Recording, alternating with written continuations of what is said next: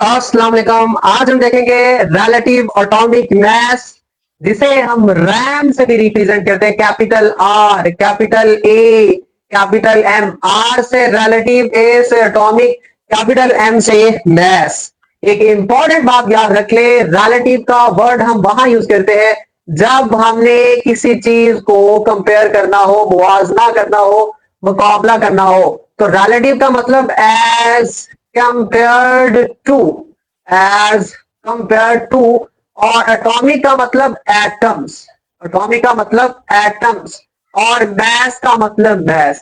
तो इसका मतलब एक ऐसी टर्म जिसमें हम लोग एटम का एटॉमिक मैस किसी और एटम के साथ कंपेयर करके, मुवाजना करके निकालेंगे, रिलेटिव एटॉमिक मैस होगा। एक इंपॉर्टेंट बात और याद रखे, एटम या एलिमेंट, इन दोनों का हम लोग एटॉमिक मास कंपेयर करके निकाल सकते हैं। अब हमने किसके साथ कंपेयर करना है, दैट्स इंपॉर्टेंट। और वही हमारा क्या होगा, स्टैंडर्ड होगा। वही हमारा क्या होगा, स्टैंडर्ड होगा। सो हम स्टैंडर्ड की बात करें तो वो हम लेते हैं कार्बन 12 को। हमें पता है कार्बन जो है उसके 3 आइसोटोप्स होते हैं। कार्बन के 3 आइसोटोप्स होते हैं। एक का नाम है C612, second one is C613 and last one is C614। तो ये हमारे पास है आइसोटोप्स ऑफ कार्बन। अब देखिए जरा गौर से, तो ये वाला जो आइसोटोप है C612, हम इसे लेते हैं एज आ स्टैंडर्ड, और इसका हम मास लेते हैं 12.0000 AMU। ये क्या होता है, एटॉमिक मास यूनिट होता है। अभी हम देखेंगे डिटेल के साथ। अब हमने इन दोनों आइसोटोप्स को क्यों स्टैंडर्ड नहीं लिया, इसको ये क्यों लिया, इससे पहले हम लोग हाइड्रोजन एंड ऑक्सीजन को एज अ स्टैंडर्ड लेते थे। अब आयु पैक ने जो है वो C612 को एज अ स्टैंडर्ड लिया है। अब इसकी लॉजिक चेक करें, रीजन कि हमने C612 को ही एज अ स्टैंडर्ड क्यों लिया। दो रीजन है very important. First one is stability, कि ये हमारे पास काफी ज्यादा स्टेबल है इन दोनों के मुकाबले में, इसलिए हमने लिया। सेकेंड वन इज ऑलमोस्ट, तकरीबन, मोस्ट अबंडेंट है, तकरीबन सबसे ज्यादा पाया जाने वाला हमारे पास यही है, इसलिए। और थर्ड, इसकी रिलेटिव अबंडेंस सबसे ज्यादा है। रिलेटिव अबंडेंस इसकी सबसे ज्यादा है, जिसे हम लोग नेचुरल अबंडेंस का भी नाम देते हैं। तो इसलिए हमने कार्बन 12 को एज अ स्टैंडर्ड जो है वो हमने चूज किया है। और अभी हम बात करते हैं रैम की डेफिनेशन की, कि हमारे पास रिलेटिव एटॉमिक मास एक्चुअली होता क्या है। तो relative atomic mass actually is the mass of an atom, mass of an atom. और ये एटम एक्चुअली किसका होगा, एलिमेंट का।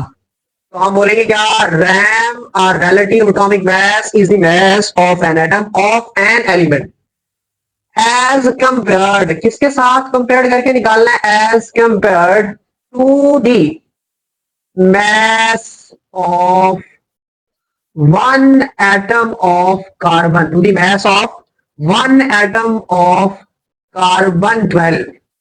तो हमारे पास किसी भी एलिमेंट के एटम का वो मास जो हम कार्बन 12 के एक एटम के मास के साथ मुवाजना करके निकालते हैं, वो हमारा क्या होता है, रैम होता है, रिलेटिव एटॉमिक मास होता है। और अभी हम बात करते हैं यूनिट ऑफ रैम की, रिलेटिव एटॉमिक मास का यूनिट क्या है। Unit used to express RAM relative atomic mass is AMU। A से एटॉमिक, एम से मास और यू से यूनिट।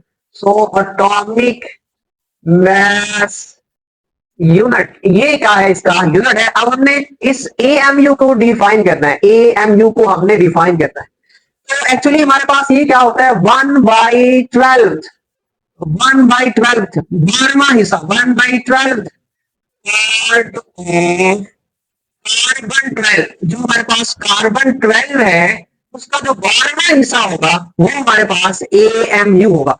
अब हमने बनाने हैं 12 बॉक्सेस। कितने बॉक्स, 12 बॉक्स। सो ये मैं 12 बॉक्स बना रहा हूँ, ये 1 बॉक्स, इसके अंदर हमने 12 बॉक्स और बना रहे, 1 2 एंड 3, 1 2 3। देखिए तो हमारे पास कितने बॉक्स बन चुके हैं, 12 बॉक्स। इसका हम इसे नाम दे सकते हैं C12 का। 12 बॉक्स मतलब 12 यूनिट है इसमें, तो हमने इसे C12 का नाम दे दिया। अब इसमें से एक यूनिट को बाहर निकालें, एक यूनिट को बाहर निकालें। तो देखिए इसका क्या बनेगा, 12वां हिस्सा 1/12 पार्ट। इस एक यूनिट को हम नाम देंगे 1 AMU का। एक यूनिट को हमने क्या नाम देंगे, 1 AMU का जो है वो हम नाम देंगे। अब इसके साथ कंपेयर करके कैसे निकालें, मसलन ये हमारे पास जो है वो एक तराजू है, इसका एक पलड़ा ये है, पार्ट ये है, दूसरा पार्ट हमारे पास ये है। अब फॉर एग्जाम्पल इधर हमने स्टैंडर्ड को ले लिया, C12 को रख लिया, जिसमें कितने यूनिट्स है, 12 यूनिट्स है। और इधर हम लोग जो है वो हाइड्रोजन को रख रहे हैं, तो हम देखेंगे कि हाइड्रोजन का जो है वो एटॉमिक मास कितना, और हमें पता है हाइड्रोजन का एटॉमिक मास कम होता है और कार्बन का ज्यादा होता है। तो कार्बन वाला पलड़ा जो वो नीचे चला जाएगा भारी होने की वजह से, और हाइड्रोजन वाला आपका ऊपर आ जाएगा। तो हमने करना क्या है, यहां से फिर एक यूनिट निकालेंगे, फिर हम दूसरा यूनिट निकालेंगे, तीसरा, चौथा, पांचवा, छठा, सातवां, आठवां, 9वां, 10वां और 11वां। जब हम 11 यूनिट्स निकालेंगे तो एक यूनिट इसका पीछे बचेगा, तो तब जो है वो आपका हाइड्रोजन वाला पार्ट और दूसरा कार्बन वाला पार्ट जब बराबर हो जाएगा, तो हम समझाएंगे 11 यूनिट हमने इसके निकाल लिए, यूनिट पीछे बचा, तो एक यूनिट जो है वो इसका एक्चुअली हाइड्रोजन का एटॉमिक मास है। तो इस तरीके से हम किसी के साथ भी कंपेयर करके जो है वो निकाल सकते हैं। एक्चुअली 1 AMU बराबर होता है 1.661 मल्टीप्लाई 10⁻⁻27 किलोग्राम के बराबर होता है। हमने 9th क्लास में डिस्कस किया था, अगर हमारे पास 12 ग्राम कार्बन हो तो 1 मोल के बराबर होता है, और 1 मोल किसके बराबर होता है, एवोगाड्रोस नंबर के बराबर होता है, 6.02 मल्टीप्लाई 10⁻23 के बराबर होता है।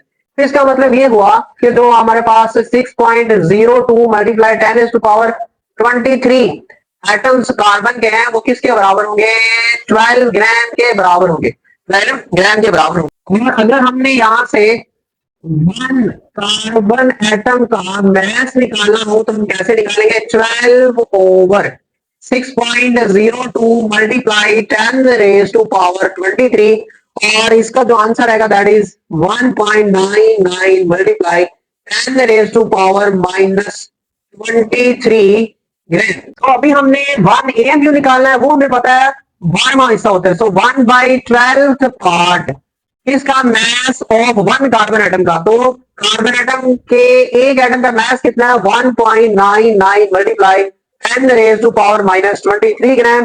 तो जो हमारे पास आंसर आएगा दैट इज 1.661 मल्टीप्लाई 10⁻⁻24 ग्राम। और जब हम इसे किलोग्राम में कन्वर्ट करेंगे तो हम लोग क्या करेंगे, 1000 पे डिवाइड करेंगे, सो 10⁻⁻27 किलोग्राम जो है वो बन जाएगा। सो इस तरीके से हमारा जो एक AMU है वो किसके बराबर होता है, 1.661 मल्टीप्लाई 10⁻⁻27 किलोग्राम के बराबर होता है। So why we need RAM? Why we need RAM? हमें रिलेटिव एटॉमिक मास यूनिट की जरूरत क्यों पड़ी, वो इसलिए क्योंकि जो हमारे पास एटम्स हैं उनका जो साइज है बहुत ही ज्यादा स्मॉल है। Size of an atoms are extremely too small, बहुत ही ज्यादा कम है, extremely too small. We don't have any balance, we don't have any balance. तो हमारे पास कोई ऐसा बैलेंस ही नहीं है जो इतने स्मॉल मैथ को मेजर कर सके two way such an extremely small math. इतना कम मैथ मेजर करने के लिए, छोटा मैथ मेजर करने के लिए हमारे पास कोई बैलेंस ही नहीं है।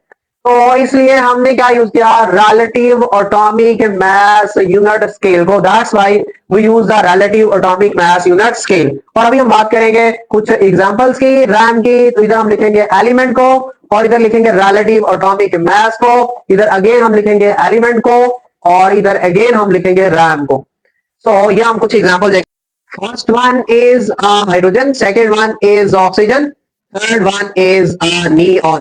So hydrogen का रैम हमारे पास 1.008 AMU सबका, और ऑक्सीजन का 15.994 AMU, और नियोन का 20.1797 AMU।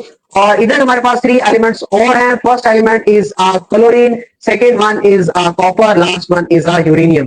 तो क्लोरीन का हमारे पास होता है 35.453 AMU, और कॉपर का 63.546 AMU, और यूरेनियम का 238.0289 AMU होता है। So this is the examples of relative atomic mass unit. और इस नेक्स्ट लेक्चर में हम लोग देखेंगे आइसोटोप्स।